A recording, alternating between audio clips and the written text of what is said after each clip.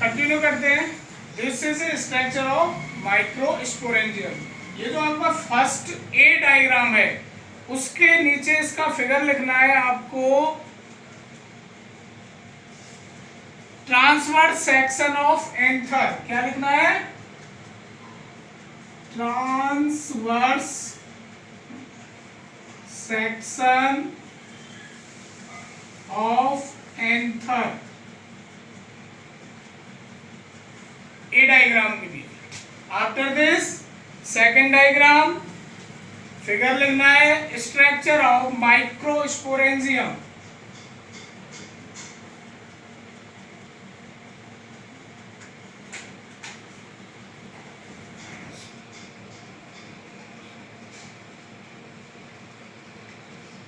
After this third C diagram and figure is dehiscence of anther.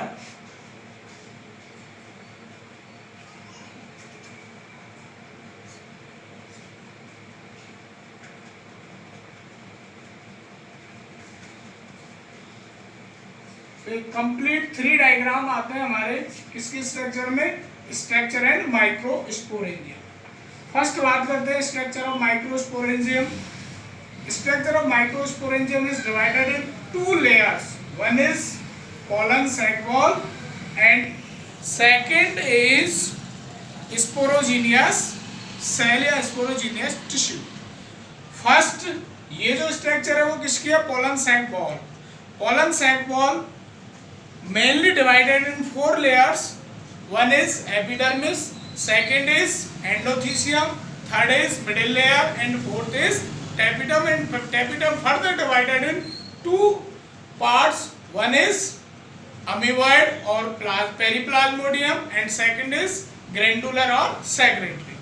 तो first बात करते हैं अभी यहाँ पर ये जो लेयर्स आपको शो हो रही हैं, ये जो लेयर्स हैं ये एक किसकी स्ट्रक्चर है?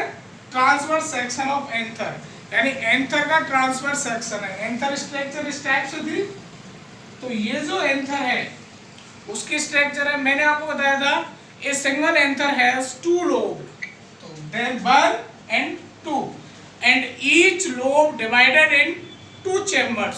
तो यहाँ पर कितने चैम्बर लोब से? 2 लोब से, तो कितने चैम्बर्स हो गए? 4 chambers and each chamber contain a microsporangium. तो कंप्लीटली एक जो एंथर था उसके अंदर कितने माइक्रोस्पोरेंजियम हो गए? 4 माइक्रोस्पोरेंजियम हो गए। तो ये यहाँ पर 4 माइक्रोस्पोरेंजियम 1 2 3 and 4। तो ये structure transverse section of anther 1 2 3 and 4 जो ये स्ट्रक्चर है ये किसकी है? माइक्रोस्पोरेंजियम। और माइक्रोस्पोरेंजियम को जो कनेक्टिविटी दिए हुए हैं, कनेक्ट किए हुए हैं, वो कौन है आपका? Connective tissues.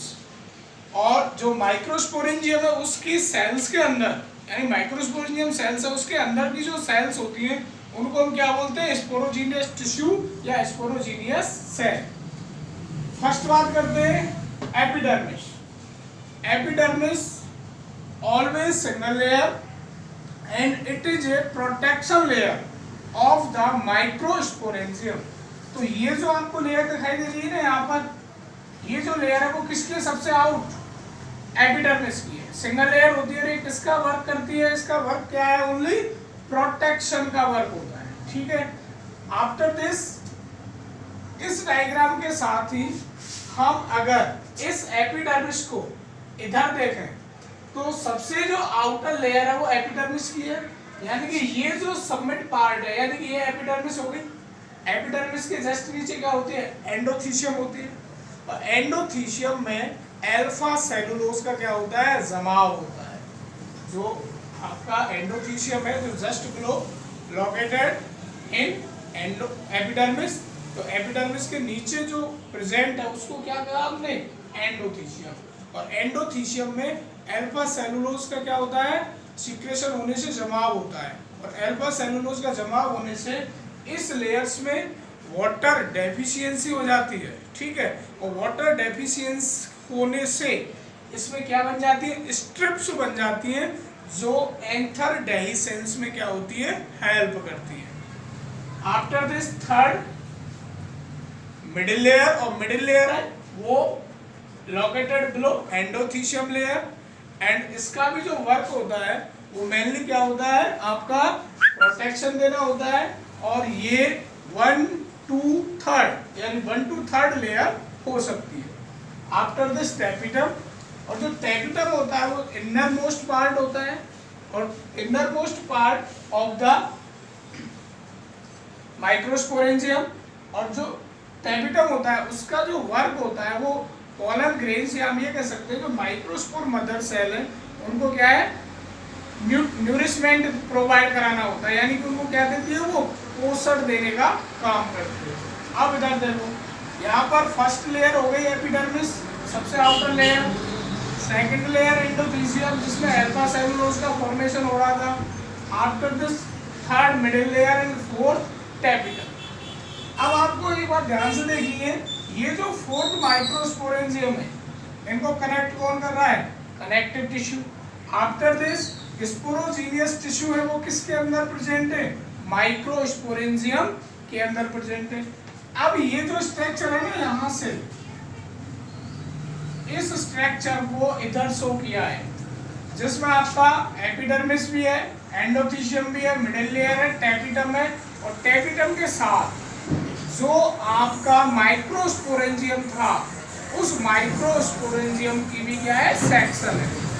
तो ये फर्स्ट जो है वो ट्रांसफर सेक्शन ऑफ एंथर हो गया। After this second structure of microsporangium की जब हम बात करते हैं तो इसमें देखो फर्स्ट लेयर है वो किसकी है, एपिडर्मिस, सबसे आउटर लेयर हो गई। Second layer endothecium, third layer middle layer, and fourth layer tapetum. अब ये जो टैपिटम है वो यहाँ तक फिनिश हो जाता है, ठीक है। आफ्टर दिस टैपिटम के अंदर क्या प्रेजेंट होती है, स्पोरोजीनियस टिश्यू प्रेजेंट होते हैं ना। तो यहाँ पर जब हम इसकी बात करते हैं तो इसके अंदर जो सेल्स प्रेजेंट होती है उनको हम क्या बोलते हैं, माइक्रोस्पोर मदर सेल। क्या कहते हैं, microspore mother cell. It means in a microsporangium in tapetum layer या in the tapetum layer present microspore mother cell and short name called is MMC। इसको जो नाम देते हैं वो क्या देते हैं, MMC नाम देते हैं, यानी माइक्रोस्पोर मदर सेल। और ये जो MMC होती है माइक्रोस्पोर मदर सेल है, ये आगे किसकी तरह बिहेव करेगी, मदर सेल की तरह बिहेव करती है। और जो मदर सेल है वो आगे थ्रू मियोसिस के थ्रू क्या करेगी, अपने आप को रिप्रोड्यूस करेगी, प्रोडक्शन देगी, और आगे ये 4 माइक्रोस्पोर का फॉर्मेशन करेगी, जिस कंडीशन को हम क्या बोलते हैं, प्रोसेस को क्या बोलते हैं, माइक्रोस्पोरोजेनेसिस। तो यहाँ पर ये फोर्थ लेयर हो गई। आफ्टर दिस इस फोर्थ जो लेयर है टैपिटम, टैपिटम के अंदर क्या हो गया, आपके माइक्रोस्पोर मदर सेल। अब ये जो टैपिटम है ना, इसका जो वर्क होता है वो क्या होता है, न्यूरिशमेंट प्रोवाइड कराना, ठीक है। अब न्यूरिशमेंट प्रोवाइड किसको कराएगा, ये सबसे लास्ट लेयर होती है। अब न्यूरिशमेंट प्रोवाइड किसको कराएगा, ये माइक्रोस्पोर मदर सेल MMC को कराएगा।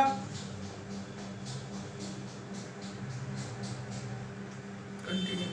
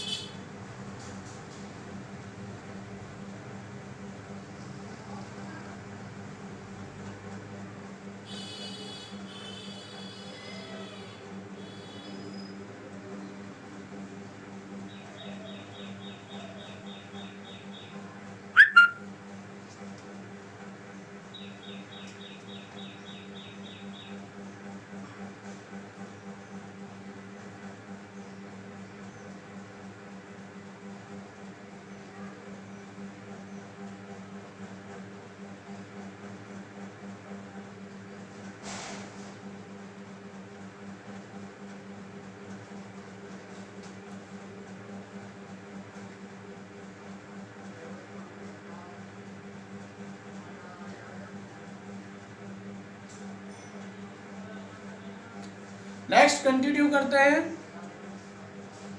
ये जो टैपिटम है, ये टैपिटम किसको न्यूरिशमेंट प्रोवाइड करा रहा है, MMC माइक्रोस्पोर मदर सेल। और आगे जो माइक्रोस्पोर मदर सेल है इसको प्रोवाइड करा रहा है ये एमएमसी को, यानी माइक्रोस्पोर मदर सेल को न्यूरिशमेंट प्रोवाइड करा रहा है। अभी जो माइक्रोस्पोर मदर सेल है वो किसकी तरह बिहेव करेगी, एक मदर सेल की तरह बिहेव करेगी, जो आगे पोलन ग्रेन्स के फॉर्मेशन में क्या आती है, यूज आती है, काम आती है। और इस प्रोसेस को हम क्या कहते हैं, माइक्रोस्पोरोजेनेसिस। अब यहाँ पर ये जो टैपिटम होता है मेनली कितने टाइप्स का होता है, 2 टाइप्स का होता है। One is amoeboid and second is secretary. और इन जो दोनों अमीबॉइड एंड सेक्रेटरी जो टैपिटम है, टैपिटम के टाइप्स हैं, एक तो अमीबॉइड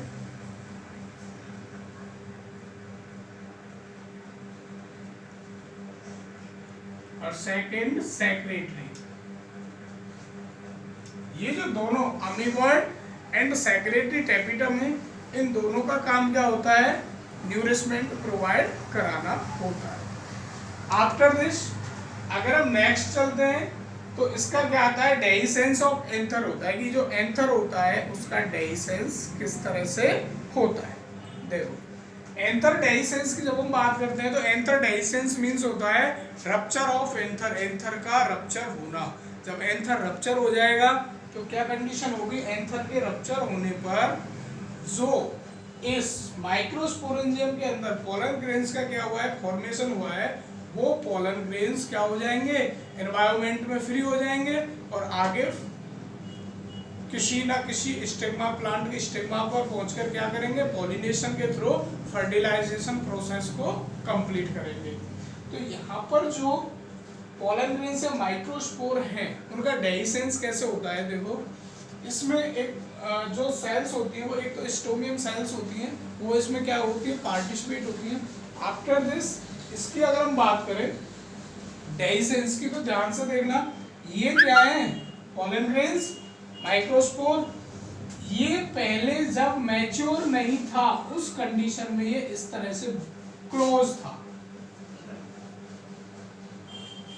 ठीक है, कैसा था, क्लोज था।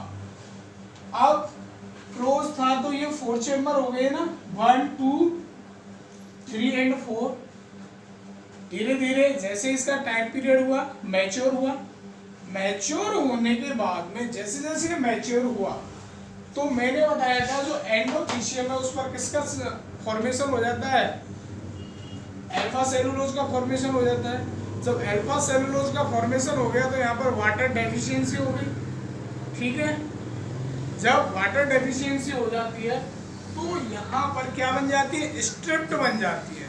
क्या बन जाती है, स्ट्रिप्ट बन जाती है। तो स्ट्रिप्ट बनने से इस लेयर में क्या होता है, टेंशन, खिंचाव पैदा होता है। क्या पैदा होता है, खिंचाव पैदा होता है। और खिंचाव पैदा होने की वजह से एपिडर्मिस रप्चर हो जाती है, इधर ये एंडोथीशियम रप्चर होती है। और जब खिंचाव होता है एंडोथीशियम पर तो ये दोनों upper layer epidermis and inner layer middle layer दोनों को क्या करती है, एक्सटेंशन ले लेती है इसका, यानी हम ये कह सकते हैं दोनों टेंशन में आ जाती है, एपिडर्मिस और मिडिल लेयर, जिसकी वजह से ये जो तीनों लेयर्स है वो क्या हो जाती है, डीजनरेट हो जाती है। तो 3 लेयर्स तो डीजनरेट हो गई, पहली एपिडर्मिस हो गई, second endothecium and third middle layer. ये डीजनरेट होने के बाद क्या बचा हमारे पास में, टैपिटम बचा। अब ये जो टैपिटम सेल्स होती हैं वो क्या करती है, न्यूरिशमेंट देती है माइक्रोस्पोर मदर सेल को। और जब माइक्रोस्पोर मदर सेल को न्यूरिशमेंट देती हैं या न्यूट्रिशन प्रोवाइड कराती है तो न्यूट्रिशन प्रोवाइड कराने पर इनका न्यूट्रिशन बिल्कुल फ्री हो जाता है, खत्म हो जाता है और ये भी अपने आप को डीजनरेट कर लेती है। तो completely 4 layer epidermis, endothecium, middle layer and tapetum completely क्या हो जाती है, समाप्त हो जाती है। और समाप्त होने पर ये जो पोलन सैक्स हैं इसके ये कंप्लीटली, ठीक है, ये क्या हो जाते हैं, रप्चर होने की वजह से ओपन हो जाते हैं।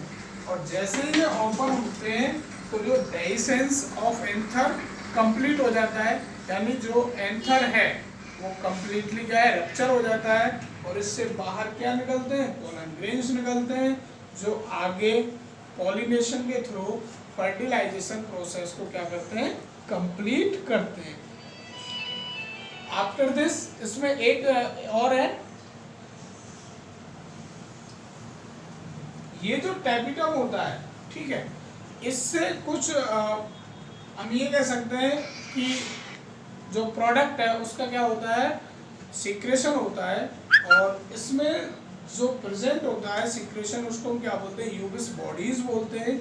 और ये जो यूबिस बॉडीज होती है ये कंप्लीटली अगर हम बात करें तो जो यूबिस बॉडी होती है ये इसके सॉलिडिफिकेशन के थ्रू क्या होती है, कंप्लीट होती है, और ये पोलन ग्रेन्स की क्या होती है, कवरिंग होती है। क्या होती है, पोलन ग्रेन्स की कवरिंग होती है, जिसके थ्रू यहाँ पर एक हम ये कह सकते हैं प्रोडक्ट का सिक्रेशन होता है जिसको हम क्या बोलते हैं, स्पोरोपोलेनिन कहते हैं। क्या नाम देते हैं उसको, स्पोरोपोलेनिन नाम देते हैं।